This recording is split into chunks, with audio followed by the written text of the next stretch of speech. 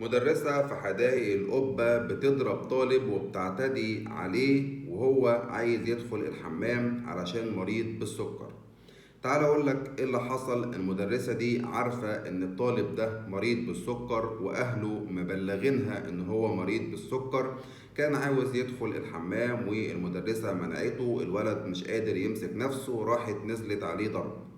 طبعا لما والده جه المدرسة قعد مع المدرسة وقال لها ايه اللي حصل، حكت له اللي حصل. قال لها طب ما انت عارفة ان هو مريض سكر وما يقدرش يستحمل ولازم يدخل الحمام. راحت المدرسة هجمت برضو والد الطفل ده وقالت له لا، مش من حقه يدخل الحمام. تصرف غريب جدا جدا من المدرسة دي، خاصة ان هي عارفة حالة الطفل.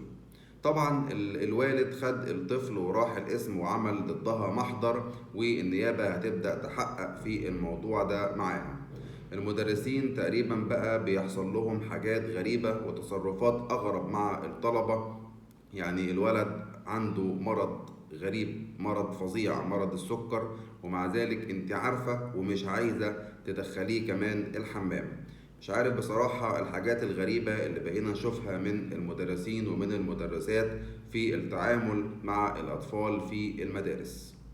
انتوا بقى قولولي وجهة نظركم في الموضوع ده في كومنتات، وتفتكروا ايه الجزاء الأنسب اللي المفروض تاخده المدرسة دي.